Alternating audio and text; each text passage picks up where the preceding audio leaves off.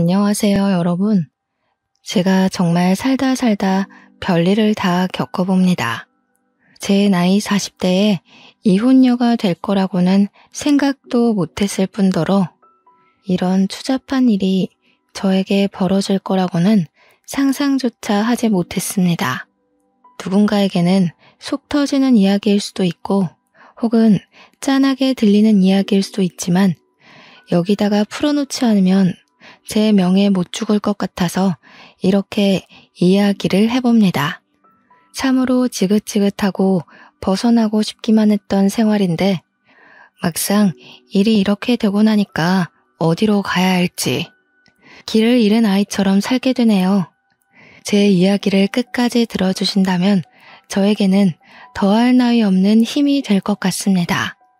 저는 20대 중반쯤 6살 연상인 남편과 결혼을 하게 되었습니다. 저와 남편의 고향은 경북 상주였고 가부장적인 남편네 집에서 그러니까 시댁에서 어린 마음에 상처를 받으며 고생고생하며 신혼살림을 했습니다. 남편이 그때까지 제대로 된 직장이 없었기 때문에 곶감 농사를 하는 시댁에서 호되게 혼이 나면서 일을 도우며 살고 있었죠. 고생 끝에 낙이 온다고 줄줄이 낙방만 하던 취업이 드디어 성공을 하고 말았습니다. 저는 서울에 올라간다는 설렘보다 드디어 시댁에서 벗어날 수 있다는 마음에 하루하루 손을 꼽아 서울로 상경하는 날을 기다렸죠. 시모는 끝까지 서울에 가면 고생한다고 이 동네에서 먹고 살 일을 찾아야지 서울에 가느냐고 남편을 뜯어 말렸습니다. 하지만 그때에는 서울에 간다는 사실 자체가 성공을 했다는 증명이기도 했기에 남편은 그 손을 뿌리치고 저와 서울에 올라왔습니다. 처음에 상주 촌년이 서울의 빌딩 숲을 보고 얼마나 놀랬는지 모릅니다. 서울에 오니 시집살이 시키던 시모가 없어서 얼마나 행복했는지 마음의 안정이 빠르게 찾아오더라고요. 제가 또 하필이면 친정 부모 없이 자란 천의 고아였거든요. 제가 어릴 때 두 분 모두 돌아가신 걸로 알고 있습니다. 물론 정확한 사정은 모르지만 동네 사람들이 저를 품앗이하듯 키워주셨는데 모두들 저에게 부모님이 돌아가셨다고 말을 해주셨어요. 저는 마을 주민들의 도움이 없었더라면 한겨울에 추위에 얼어 죽었거나 배가 골아 죽었을지도 모릅니다. 저는 어릴 때부터 마을에 온갖 자비를 하면서 밥을 얻어먹었고 학교를 다녔습니다. 그래서 지금 남편과 결혼한다고 시댁을 방문하여 인사를 드렸을 때 시모는 밥주걱을 저에게 던지시기도 했었습니다. 어디 만날 여자가 없어서 마을 사람들이 업어 키운 계집애를 데리고 오냐고 부모 목숨 뺏어간 계집애라고 재수없다고 하셨습니다. 남편이 박박 우겨서 결혼을 하긴 했는데 취업이 되지 않아서 2년 동안 시댁에 얹혀 살아야 했죠. 그 인연이 정말 저에게는 두 번 다시 겪고 싶지 않은 지옥의 기간이었습니다. 세상에 시집살이를 이렇게까지 시킬 수 있나 싶을 정도로 저희 시모는 지독한 사람이었습니다. 상주가 또 곶감이 워낙 유명한 곳이지 않겠습니까? 시댁이 꽤 큰 농장을 가지고 있었는데 인터넷에 상표만 쳐도 줄줄이 고급 곶감으로 나오는 그런 업체를 운영하고 계셨습니다. 그 곶감을 제 손으로 일일이 말리고 털어내고 엮고 하면서 만든 것입니다. 그거야 뭐 잡노동이기도 했고 밥을 얻어먹기 위해 다른 집에서도 했던 일이기에 익숙하긴 했던 터라 괜찮았습니다. 근데 그 일을 하다 보면 진짜 손끝에 있는 감각이 다 사라질 정도로 쓰라리고 아프거든요. 그런 와중에 식사를 차려야 하니까 주방에서 밥을 짓고 있으면 일부러 보일러를 꺼두시는 게 우리 시모였습니다. 찬물만 쓰라고 하는데 손끝에 찬물이 닿으면 정말 악소리가 절로 나올 정도입니다. 치졸하게 저를 괴롭히셨던 거죠.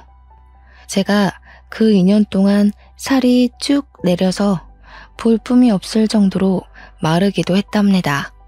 오죽하면 동네 아주머니들께서 그 집 시집살이가 얼마나 심하면 우리 끝순이 살이 다 빠져서 시체 같다고 할 정도였습니다. 아, 제 이름이 끝순이는 아니지만 동네 품앗이를 하며 자랐다고 하지 않았습니까? 동네 분들은 애칭처럼 저를 모두 끝순이라고 불러주셨습니다. 집안의 막내딸이다 하시면서요. 동네 분들이 전부 제 어머니이자 아버지셨죠. 아무튼 서울에 상경을 하고 나니 세상에 이렇게 멋있는 사람들이 존재할 수 있나 싶더라고요.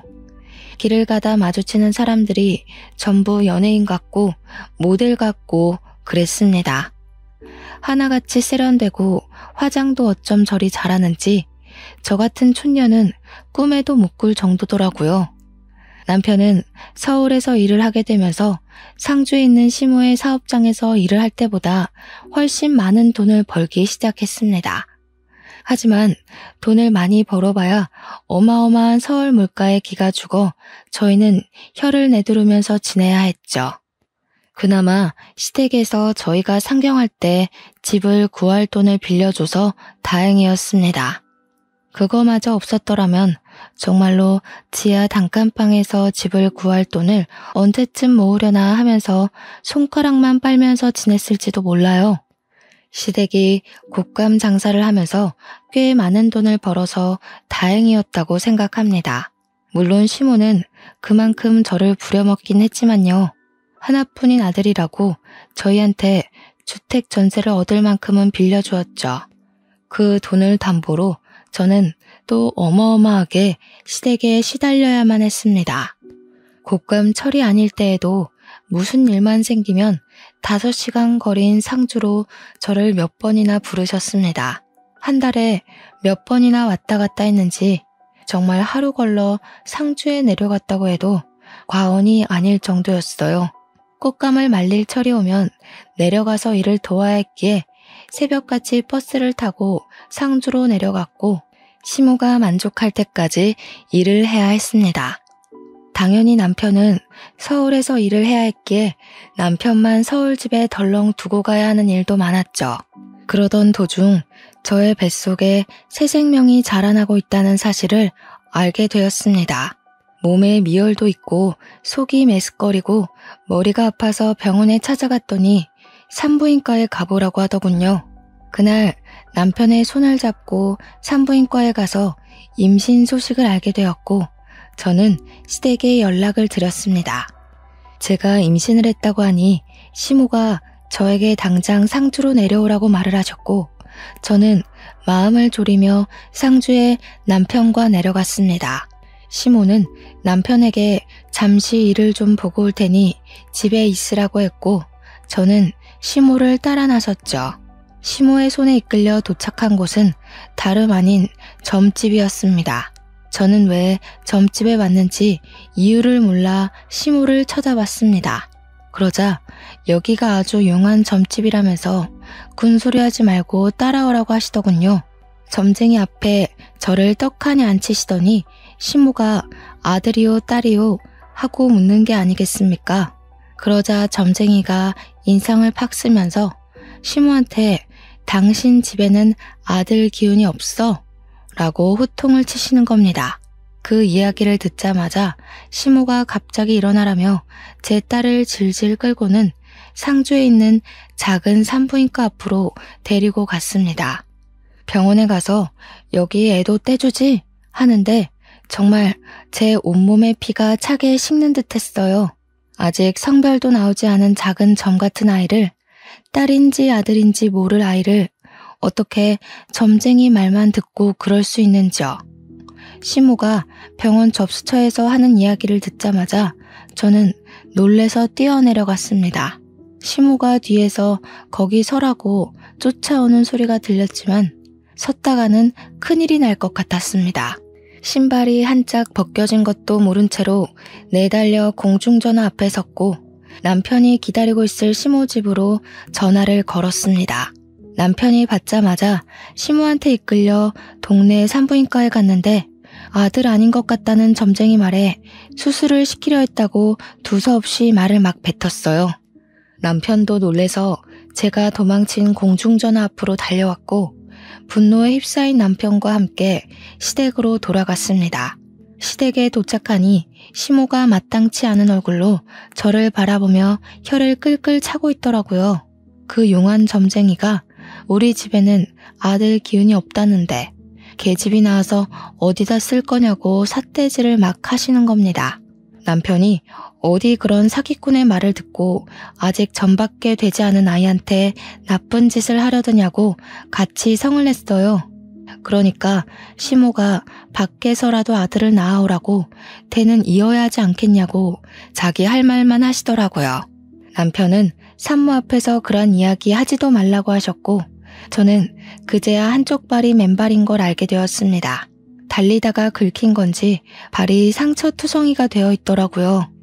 그 발을 보는데 너무나도 제 처지가 어떤지 느껴졌어요. 시모는 자기한테 성을 내는 아들에게 실망했다며 아들 키워봐야 소용이 없다고 가슴을 막 치셨습니다. 그러자 남편이 아들 키워봐야 소용없는데 왜 우리한테 아들 낳아오라고 타령을 하냐면서 서울 가겠다고 했습니다. 표독스럽게 저를 바라보던 시모는 여우 같은 년이 우리 아들을 홀려놨다고 저랑 함께 막 달려오시더라고요. 저는 너무나도 공포스러웠습니다. 시모가 달려오는데 정말 눈을 뒤집으면서 달려오시더라고요. 다행히 남편이 왜 이러시냐며 시모를 내동댕이 쳤고 엉덩방아를 찢은 시모는 그 자리에 주저앉아 엉엉 우셨습니다. 남편은 저에게 미안하다고 계속 사과를 하고 시모는 저한테 애를 당장 지우라고 우리 아들이 힘들게 번 돈 딸에게 쓸 수 없다고 소리치셨죠. 결국 남편은 시모에게 사과하기 전에도 전화도 하지 말고 찾지도 말라고 하고는 저를 끌고 서울에 올라왔습니다. 서울로 가는 차 안에서 남편이 아직 판판한 제 배를 만지며 울더라고요. 이제 시댁에 오지 말라고. 아이를 낳을 때까지는 죽어도 오지 말라고요. 그 뒤로 저는 서울에서 지내면서 어떻게든 시모의 연락을 피하기 위해 노력을 했어요. 곶감 농장의 일이 바빴던 터라 시모가 서울에 올라올 수 있는 날이 없었기에 그나마 다행이었다고나 할까요? 임신 5개월쯤 되었을 때 병원에서 넌지시 아이의 내복은 파란색으로 준비하시는 게 좋겠네요. 라는 이야기를 듣고 나서야 뱃속의 아이가 아들이라는 걸 확신했습니다. 무당이 정말 사기꾼이었는지 아들 기운이 없다더니 떡하니 아들을 임신하고 있었던 거죠. 혹여라도 그날 도망을 치지 못해서 수술대 위에 올랐더라면 우리 떡두꺼비 같은 아들은 만날 수 없었을 겁니다. 우여곡절 끝에 결국 아들을 무사히 낳았고 병실에 누워있다가 잠이 들었는데 누군가 쳐다보는 느낌에 눈을 뜨니 시모가 저를 빤히 보고 있더라고요. 순간 어찌나 놀랐는지 입에서 악소리가 절로 나왔습니다. 시모가 겸연쩍어 하면서 저한테 그러더군요. 그래, 고생했다. 아들 낳았으니까 할 일 다 했다. 하시면서 제 손을 잡는 겁니다. 저는 솔직히 소름이 돋았습니다. 태도 변환이 너무 빠른 것 아닌가 싶었거든요. 저도 말이 곱게 나오지 않았기에 시모한테 어머님이 애 지우라고 할 때 지웠으면 큰일 날 뻔했네요. 하니까 시모가 눈에 쌍심지를 켜고 내가 언제 그랬어? 이러더라고요. 진짜 치매 검사라도 받으셔야 하는 거 아닌가 하는 생각이 들었죠. 자연분만이었지만 꽤 난산을 겪었던 터라 다른 산모보다 이틀을 더 입원해 있었는데 집으로 돌아와서도 시모가 상주에 내려갈 생각을 안 하더라고요. 그러면서 저한테 우리 남편을 낳았을 때 엄청나게 힘들었었다면서 너는 애도 잘 낳는다 하시며 본인 이야기를 하시더라고요. 솔직히 저도 진통이 꽤 길었고 아이가 중간에 걸려서 나오지 않아 엄청 힘들게 애를 낳았었는데 시모가 제 노력은 몰라주고 그런 말을 해서 속이 상했죠. 시모는 아랑곳하지 않고 본인 이야기를 계속 이어갔습니다. 시모는 늦은 나이에 겨우겨우 시부와 결혼을 했고 아이가 바로 들어서지 않아서 고생을 했다고 하더라고요. 2번의 유산을 했고 3번째에서야 겨우겨우 남편을 낳을 수 있었는데 그때가 이미 30대 중반을 넘겨버린 나이여서 시댁에서 엄청난 구박을 받았다고 했어요. 겨우겨우 아들을 낳았으니 목숨 유지하고 살았지 딸을 낳았으면 쫓겨났을 거라고 훌쩍이시더라고요. 그러면서 딸은 전혀 도움이 되지 않는다고 계속해서 이야기를 하시는데 저나 시모나 둘 다 여자 아닌가요? 그냥 그 이야기 자체가 제가 딸을 낳았더라면 널 내쫓았을 거야 하는 이야기로밖에 들리지 않았습니다. 듣기 싫었지만 본인 말만 하시는 시모의 이야기를 끝까지 들을 수밖에 없었죠. 그때는 조리원 같은 게 제대로 되어 있던 시절은 아니었기에 집에서 몸조리를 해야 했습니다. 시모가 상주에 내려갈 생각을 도통 하지 않으니 어쩔 수 없이 집에서 시모와 함께 몸조리를 해야만 했어요. 모유 양이 많아서 전몸살이 땅땅하게 뭉쳐 걸릴 때 풀어줄 생각은 않고 저한테 잔소리만 하시던 시모. 도무지 누가 누굴 도와주러 온 건지 모르겠더라고요. 거기다가 모유 수유를 할 때마다 자꾸 빤히 보시는데 너무 부끄럽고 부담스럽더라고요. 자기 앞에서 모유 수유를 하라고 우리 손자가 잘 빨아먹는 걸 봐야겠다면서 저한테 계속 이야기를 하시는데 정말 너무 싫었어요. 제가 시모랑 목욕탕도 한번 가본 적 없는 사이거든요. 상주로 내려갈 생각은 전혀 없으시고 자꾸 저를 힘들게만 하시니까 결국 남편한테 도움을 요청했습니다. 어머님이 너무 부담스럽게 하고 사사건건 집안일로 트집을 잡아서 도무지 몸조리를 할 수 없다고요. 그런데 남편이 저한테 그러더군요. 오죽 손자가 보고 싶으면 그런 눈치를 주는데도 여기 붙어 있겠냐고요. 제 편을 들어주겠다던 남편은 아들을 낳자마자 손바닥 뒤집듯이 태세를 바꾸더군요. 몸조리 해야지 하시면서도 손 하나 까딱하지 않으시는 시모 덕에 제가 먹을 미역국도 제가 끓이는 신세가 되었습니다. 시모가 그 정도는 해줄 거라고 생각했는데 제가 미역국을 끓이니 고기를 넉넉하게 넣어야 아범이 좋아하는데 이런 이야기만 하시더라고요. 남편이 퇴근하고 집으로 돌아오면 8시 정도 되는 시간이었거든요. 그러면 저는 이미 일찍 저녁을 먹고 애를 재우고 있는 시간이었단 말이죠. 아무래도 신생아니까 자주 먹고 자주 자고 저도 아이랑 같이 틈틈이 자야 하니까요. 남편이 오는 시간이면 잠에 들 시간인데 그때부터 집안에서 맛있는 냄새가 아주 솔솔 풍기기 시작합니다. 신모가 남편 준다고 그때부터 부지런히 저녁상을 차리는 냄새였죠. 저는 몸조리 해야 된다고 내내 미역국만 먹이시고 그나마 그 미역국도 제가 끓인 거고요. 남편은 바깥일하고 왔으니 몸보신 든든하게 해야 된다면서 갈비찜에 꽃게탕에 난리가 났더라고요. 남편은 제가 뭘 먹으면서 버티는지 모르니까 엄마 손맛이 최고라면서 신나서 어쩔 줄 모르고요. 시모가 또 오죽 남편 입맛을 잘 알겠습니까?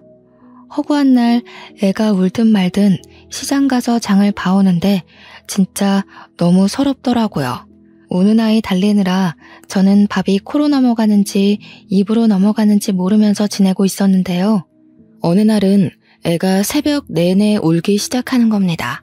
배앓이라는 게 뭔지도 잘 모를 때라 그저 아이가 잠투정을 한다고 생각했죠. 동네가 떠나가라 얼굴이 새빨갛게 변할 정도로 자지러지면서 울기 시작하는데 시모가 갑자기 부부 침실에 문을 벌컥 열고 들어오더라고요. 아무리 애가 운다고 해도 그렇지 부부가 사용하는 침실을 노크도 없이 야밤에 벌컥 열고 들어온다는 게 상상이나 가시나요? 그러더니 저보고 성질을 확 내면서 애를 안고 나가라는 겁니다. 제가 네? 무슨 말씀이세요? 하고 물어보니까 남편 잠 못 잔다고 나가래요. 주섬주섬 애를 포대기에 업고 나오니까 거실에 있지 말고 밖으로 나가라는 겁니다. 시모 본인이 남편이 아기 때 울면 그렇게 밖으로 나가서 동네를 몇 바퀴 돌았다면서 저보고 나가래요. 아무리 여름이라지만 모기도 많고 할 텐데 어딜 나가냐고 했더니 저한테 그럼 우리 아들 잠도 못 자고 출근하라는 게야? 난리가 났더라고요. 결국 저는 애만 덜렁 안고 쫓겨나서 어쩔 수 없이 애를 재우기 위해 동네를 3바퀴나 돌았습니다. 그 뒤로는 애가 밤에 울기만 하면 저보고 나가서 애 달래고 오라고 하더라고요. 도대체 저는 잠을 언제쯤이나 잘 수 있는 걸까요? 그렇게 몸조리도 못하고 동네 돌고 밥도 제대로 못 먹고 하니까 결국 제 몸이 망가져 쓰러지고 말았습니다. 병원에서 눈을 딱 떴는데 시모가 혀를 끌끌 차면서 이제는 또 몸이 허약해서 문제라고 하시는 겁니다. 저한테 그래서 둘째는 언제 가지고 언제 낳을 거냐고 돈 잡아먹는 귀신이 붙은 게 틀림없다 하시더군요. 병원에 이렇게 누워있으면 하루에 돈이 얼마가 깨지는지 알고는 있냐면서 저 때문에 남편만 고생하게 생겼다고 하는데 너무 서러웠습니다. 제가 엉엉 울고 있자 의사가 들어오더니 안 그래도 쓰러진 사람인데 자꾸 울면 탈수 온다고 물 많이 마시라고 하더라고요. 그러면서 하는 말이 출산한 지 얼마 안 돼서 영양분을 골고루 많이 섭취하셔야 되는데 영양분이 모자라대요. 현대사회에 영양실조로 쓰러져서 실려오는 사람이 몇 없다고 잠도 못 자고 지금 몸이 말이 아닌 상태라고 하더라고요. 그러면서 멀찍이 있는 제 남편한테 육아도 도와주시고 몸조리도 도와주셔야지요 하더라고요. 생판남인 의사 선생님도 제 편을 들어주는데 진짜 너무 서러우니까 아무 말도 못하겠더라고요. 근데 남편이 거기서 뭘 하는 줄 아세요? 고기 반찬을 그리 먹는데 왜 영양실조가 오지? 하더이다. 악에 바친 제가 막 이야기를 했어요. 그 고기 반찬 어머님이 넣어놔 주지 나는 미역국만 먹었다고. 당신이 미역국 안 먹는 거 알자마자 미역국에 고기 조각도 못 넣게 한다고 막 소리를 질렀습니다. 시모가 저한테 미친 개야? 하면서 난리를 치는데 의사가 고개를 절레절레 흔들면서 고기 많이 드세요 하더라고요. 그날 수액을 다 맞고 퇴원을 하려고 하는데 시모가 보이질 않더군요. 어머님 어디 갔냐 물어보니 상주로 내려가셨다고 남편 보기 부끄러워서 도망을 가신 겁니다. 그 뒤로는 남편이 의사 말이 마음에 걸렸는지 고기 사 먹으라고 돈을 막 쥐어주더라고요. 그래서 원 없이 고기 구워 먹었습니다. 아들이 100일쯤 지나니까 육아도 할만하더라고요. 아이를 키우면서 누가 제일 보고 싶었는지 아세요? 나를 낳아준 부모도 아니고 자기 자식도 아닌데 저를 챙겨주시고 키워주셨던 상주 사람들이 보고 싶더라고요. 우리 끝순이 끝순이 하면서 저를 정말 막내처럼 챙겨주셨던 그 어르신들이요. 산후 우울증이라는 게 이렇게 찾아오는 건지 꿈에도 몰랐습니다. 하루 종일 쳇바퀴 돌듯이 아이가 일어나면 분유를 먹이고 눈 맞추고 놀아주다가 또 분유를 먹이고 울면 달래주고 하루 종일 그러고 있으니까 너무 우울하더라고요. 남편은 바빠서 주말에도 출근하기 일쑤였고 바깥바람을 제대로 쐬지 못하니 너무 답답했어요. 남편이 돈을 많이 벌어다 주면 뭐합니까? 돈을 쓸 시간이 없는데. 그렇게 아이가 태어난 지 5개월이 지났을 무렵 시댁에서 어김없이 저를 찾는 전화가 걸려왔습니다. 겸사겸사 애도 보고 싶고 제가 할 일이 있으니까 상주에 애 데리고 내려오라고 하시더군요. 꽃감 시기가 다가온 것이었습니다. 남편 보고 같이 가주면 안 되냐고 물었더니 일이 바빠서 도무지 같이 갈 시간이 나지 않는다고 혼자 갔다 오라고 하더군요. 저만 홀로 갓난아이를 업고 짐을 싸서 5시간을 버스를 타고 내려갔습니다. 상주에 도착을 하고 나니 시모가 바로 애부터 빼앗아 들고는 저에게 일을 하라고 하더군요. 시모는 손자를 보느라 정신이 나간 사람처럼 굴었고 저는 하루 종일 쪼그려 앉아서 일을 해야 했습니다. 그러다가 아이가 배고플 시간이 되어 분유를 주러 갔는데 시모가 곶감의 속을 숟가락으로 살살 긁어서 아이에게 먹이고 있는 게 아니겠습니까? 이도 없는 아이한테 아직 이유식도 시작하지 않은 아이에게 곶감을 주다니 이게 무슨 짓인가 싶었어요. 제가 너무 놀라서 어머님 하고 소리를 지르자 시모가 무슨 유난을 그리 떠냐고 오히려 저한테 뭐라고 하더라고요. 속만 살살 긁어서 준 거라고 하더라고요. 제가 이유식 시작도 안 한 아이한테 무슨 일이 생길 줄 알고 그걸 주시냐고 했죠. 그러니까 시모한테 그게 무슨 말버릇이냐고 트집을 잡더니 우리 남편도 어릴 때 다 꽃감 먹고 컸다고 성을 내시더라고요. 애 보는 거에 참견할 시간 있으면 꽃감 하나 더 엮고 오라고요. 평소에 조용한 시모의 집에서 아기 울음소리가 들리니 상주 사람들이 끝순이가 동네에 왔나 보다 싶어서 시모 집으로 찾아왔어요.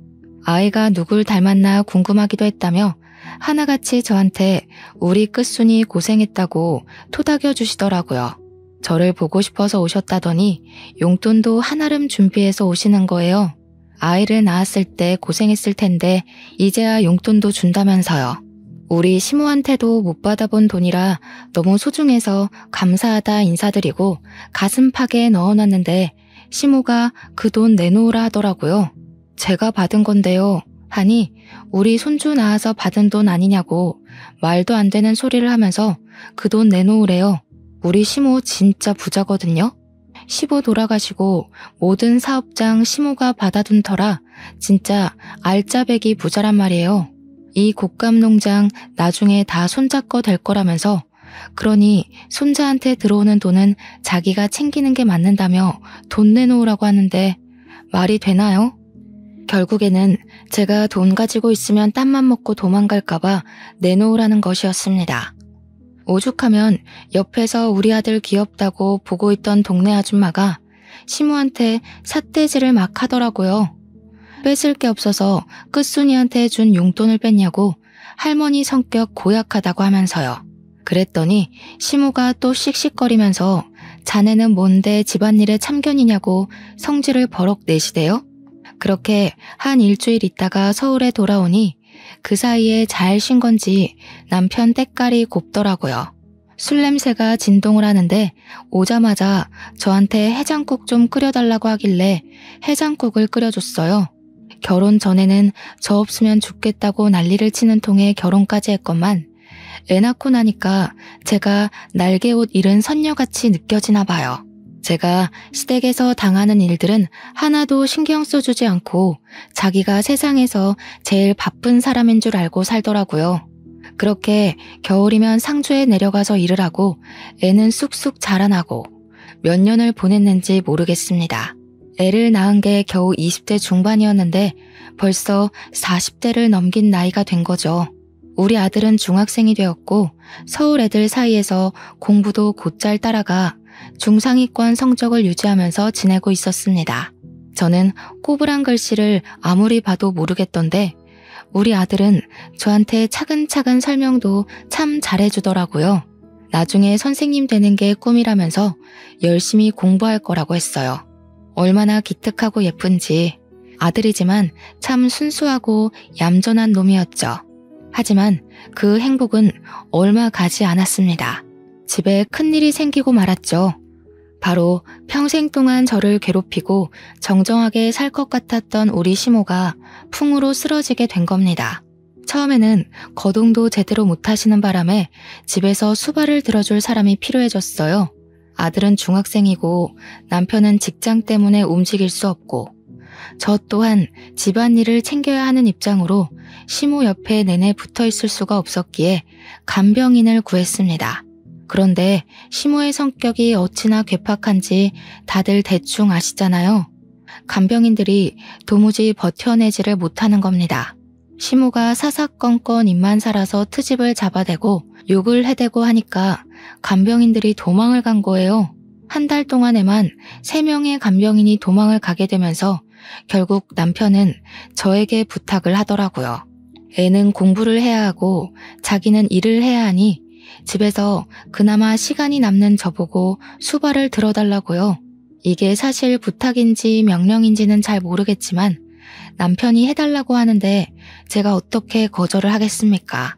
결국 제가 짐을 싸서 상주로 내려가게 되었습니다. 서울에 언제 올 수 있을지 기약 없는 상주행이었죠. 제가 내려가니까 누워서 꼼짝 못하시던 시모가 잘 왔다고 하시더라고요. 그동안 간병인들이 어찌나 하는 일이 없던지 속이 답답할 지경이었다면서 일은 우리 며느리가 잘하지 하시는데 무섭더라고요. 그 말이 칭찬이 아니라 앞으로 내가 널 부려먹을 거다 하는 경고같이 느껴졌어요. 순간 신혼 2년 동안 시집살이를 했던 일들이 새록새록 떠오르대요. 그렇게 옆에서 병수발을 들면서 시모가 거동을 조금씩이라도 할 수 있도록 시모를 끌어안고 움직이기 시작했습니다. 시모가 한번 쓰러지고 나니까 화내는 기력도 예전만치 못한지 저한테 잔소리도 하도 줄이시더라고요. 물론 이렇게 수그러들기까지 꽤 시간이 흐르긴 했죠. 간병하겠다고 내려간 첫날 오줌 누는 요강을 제때 비우지 않았다고 그 요강을 저한테 던지셨거든요. 안에 가득 차 있던 소변을 뒤집어 썼을 때는 정말 화가 머리끝까지 나서 시모한테 소리를 고래고래 질렀습니다. 어머님, 이러시면 저 밥도 안 하고요. 요강도 비우지 않을 거라고요. 아예 서울로 가서 나몰라라 하고 지낼 겁니다. 했더니 깨갱 하시더군요. 제가 정말 짐부터 싸고 아무것도 하지 않자 저한테 처음으로 미안하다고 먼저 사과까지 하셨습니다. 그 뒤부터는 시모의 재활을 위해 힘을 썼죠. 그나마 남편이 돈을 꼬박꼬박 보내주어서 읍내에 있는 정형외과 선생님의 도움을 받아 마사지도 해드리고 거동을 도와주는 보조기구도 샀어요. 하지만 시모를 돌보는 일만 저에게 주어진 것은 아니었습니다. 우리 시모 농장의 규모가 꽤 컸거든요. 곶감 사업장도 큰 업체였고요. 그 관리가 전부 제 몫이 되고 만 거죠. 시모가 움직일 수 없으니 제가 매일같이 출근을 해서 농장을 한두 시간 돌봐야 했습니다. 시모가 낮잠을 자는 틈에는 공장 시차를 가고 시모가 깨어있을 때는 식사도 차려야지, 씻겨드려야지, 운동도 해야지 엄청 바빴습니다. 얼마나 깔끔을 떠는 분이신지 하루에 한 번 씻지 못하면 혓바늘이 돋는다고 하시더라고요. 처음에는 시모가 목욕하는 것만 옆에서 도와드렸는데 결국에는 저도 온몸에 물을 뒤집어 쓰게 되더라고요. 그래서 그냥 시모랑 같이 씻게 되었죠. 정정할 때는 목욕탕 한 번 같이 가본 적 없는 사이였지만 늙어서 하게 되네요. 시모 등도 빡빡 밀어드리고 씻고 나서 머리도 정갈하게 정리해드리고 스킨 로션도 다 발라드리고요. 거동을 조금씩 하게 되긴 했지만 화장실이 급할 때는 제가 똥오줌도 다 받아드리고 했어요. 식사를 하실 때도 손을 자꾸 떠시니까 제가 먹여드리게 되었고요. 그렇게 3개월을 조금 넘는 시간 동안 시모와 둘이 상주에서 지내게 되니까 서울에 있는 남편이랑 아들이 문득 궁금하더라고요. 그래서 전화를 했더니 아들이 받는 겁니다. 잘 지내냐고 물어보니까 애가 기가 팍 죽은 목소리로 응 하고 대답을 하는데 서글펐어요. 밥은 잘 챙겨 먹는 거냐고 엄마가 주말에 한번 올라가겠다고 하니 제가 보고 싶어 죽겠다고 이야기를 하더라고요. 아들이 그렇게 이야기를 하니까 당장이라도 달려가고 싶은 마음이 들어서 시모에게 이야기를 했죠. 주말에 서울에 좀 다녀올게요 하니까 제가 없으면 불안한 시모가 손자를 상주로 오게 하면 안 되냐고 하는 겁니다. 그래서 아들에게 혹시 주말에 상주로 내려올 생각 있냐고 물어보니까 냉큼 오겠다고 하더라고요. 아들 사랑, 손자 사랑이 대단한 우리 시모는 우리 아들이 내려오자마자 신이 나서 난리가 났습니다. 예쁘다 예쁘다 하면서 아들한테 어디 숨겨놨던 돈을 막 주는 거예요. 그러면서 넌지시 아범은 왜 안 내려오냐고 물어보더라고요. 아들이 아빠 바쁘대요. 저만 다녀오랬어요 하는데 시모 얼굴에 실망이 가득하더라고요. 금이야 오기야 키운 아들이니까 더 서운하고 그랬겠죠. 자식 새끼 키워봐야 소용 하나도 없나 하시는데 제 마음이 더 무너지는 것 같았습니다. 그렇게 주말이 지나고 아들이 올라가니까 시모가 너무나도 적적해해서 남편에게 전화를 걸었습니다. 여보, 주말에 상주 좀 와. 어머님이 보고 싶으신가 봐. 하니까 남편이 저한테 자기는 뭐 서울에서 놀고 있는 줄 아냐면서 바쁘다고 아무 때나 전화하지 말래요. 그러더니 전화를 뚝 끊어버리는 게 아니겠어요? 황당해서 허 하고 있는데 시모가 아범이니? 하시대요. 그래서 아니에요 친구예요 했습니다. 시모가 넌지시 아범이 참 못됐어 못됐어. 어찌 제 어미가 아픈데 한 번을 안 오냐고 하더라고요. 그래서 제가 있잖아요. 어머님, 제가 살가운 며느리는 아니었죠. 하니까 시모가 갑자기 눈물을 훔치시는 겁니다. 아니다 얘야. 내가 못됐지. 허구한 날 찬물에 설거지 시키고 시집살이 시키고 그때는 우리 아들이 뭐가 모자라서 너랑 결혼하나 했다. 내가 우리 손주 밖으로 나오지도 못하게 할 뻔했고 이 늙은이가 이제 와서 벌 받는갑다. 그렇게 말씀하시는데 저도 눈물이 주르륵 나더라고요. 그러면서 시모가 저한테 자기 죽으면 그래도 곶감 손질도 다 할 줄 알고 공장 굴러가는 법도 알고 있으니 사업체를 물려받으면 되지 않겠냐고 하시더군요.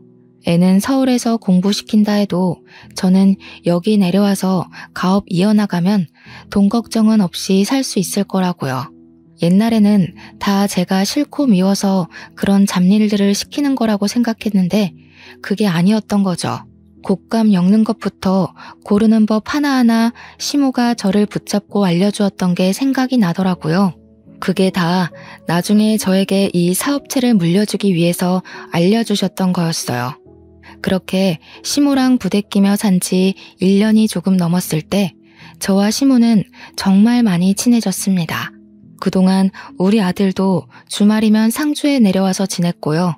그러면 제가 또 반찬 같은 걸 바리바리 싸서 보내주곤 했어요. 우리 아들 잘 먹고 잘 컸으면 좋겠어서요. 우리 아들이 어느 날 저에게 자기도 상주에 내려와서 살면 안 되냐고 물어보더라고요. 저는 아들에게 서울에서 공부해야지 여기는 학교도 없으니까 별로 좋은 환경은 아닌 것 같다고 이야기를 했습니다. 그러니까 아들이 서울이 싫다고 하는 겁니다. 무슨 일 있냐고 물어봐도 아무 일 없다고 말을 하는데 제 마음은 또 그게 아니더군요.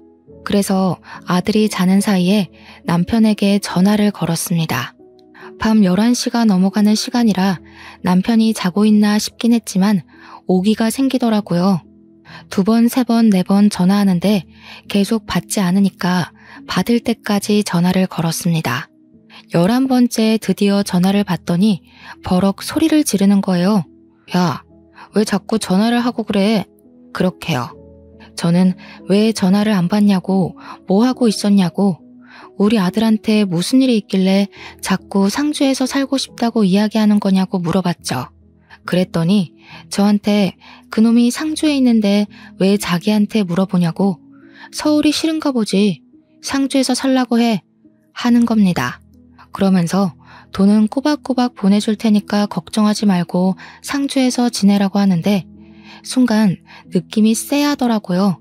이놈이 바람이라도 났나? 왜 자꾸 나랑 아들을 상주에서 못 올라오게 하려는 걸까 싶고요.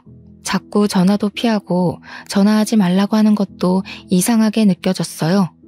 전화를 끊고 한참을 전화기 앞에서 멍하니 있었는데 뒤에서 기척이 느껴지더라고요. 아범이 바람이 났다냐? 저는 소스라치게 놀랐습니다. 분명 우리 시모가 자고 있는 걸 확인하고 남편에게 전화를 건 것이었거든요. 한번 잠들면 누가 업어가도 모르게 깊게 잠을 자는 시모라서 안심하고 있었는데 거기다가 시모가 9시면 잠자리에 드시거든요. 시간이 11시가 훌쩍 넘었는데 갑자기 일어나서 말을 거시니 제가 얼마나 놀랐겠어요. 바람이라뇨. 에이, 설마요 어머님. 아범이라면 계집질을 하고도 남지. 지 아비가 그러다가 일찍 죽은 거 아니여. 그 피가 어디 가겠어? 망할 놈의 새끼. 돌 맞아도 싼 새끼 같으니라고. 시모가 남편 욕을 하는 걸 생전 처음 본지라 저는 어안이 벙벙했습니다. 그러더니 저한테 당장 내일 아침 첫 차를 타고 서울에 가서 그놈을 족치고 오라고 하시는 겁니다. 제가 놀라서 네? 하고 물어보니까 하루 정도는 옆집 윤씨네한테 도와달라고 하면 될 거라고 하시더라고요. 그러면서 아침에 눈 뜨자마자 터미널로 가서 서울에 갔다 오라고 하셨어요. 가서 바람이 난 게 맞으면 발로 차주고 오해가 있는 거라면 다 풀고 오라고 하시더라고요. 그래서 저는 아침에 눈 뜨자마자 윤 씨네 아주머니에게 길어야 이틀이라고 시무를 부탁드린다고 말씀을 드린 후 아들과 함께 서울로 향했습니다. 혹시나 싶어서 아들에게 혹시 너네 아빠 바람났냐고 물어보니까 아들 눈동자에 지진이 나더라고요. 알고 보니까 바람난 지 꽤 됐더라고요. 제가 상주를 오고 가고 할 때부터 그런 낌새가 있었던 거예요. 한 번 오면 며칠을 여기서 머물렀으니까요.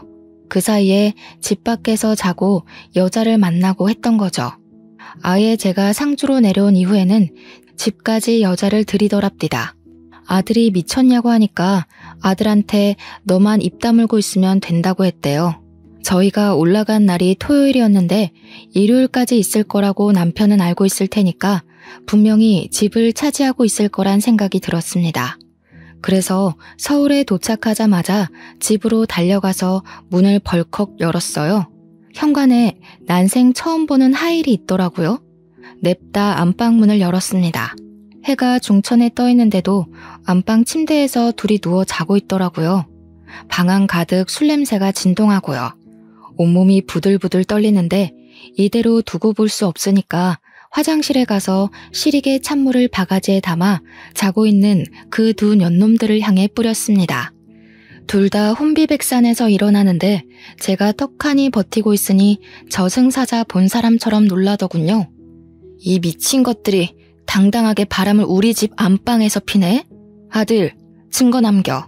제 말에 아들이 휴대폰을 들고 사진을 막 찍더라고요. 남편이 이게 무슨 짓이야? 하면서 저한테 당장 나가라고 소리를 치는 게 아니겠어요? 도대체 제가 왜 나가야 하는 건지. 불륜을 저지르고도 저리 뻔뻔할 수가 있나요? 차라리 잘 됐네.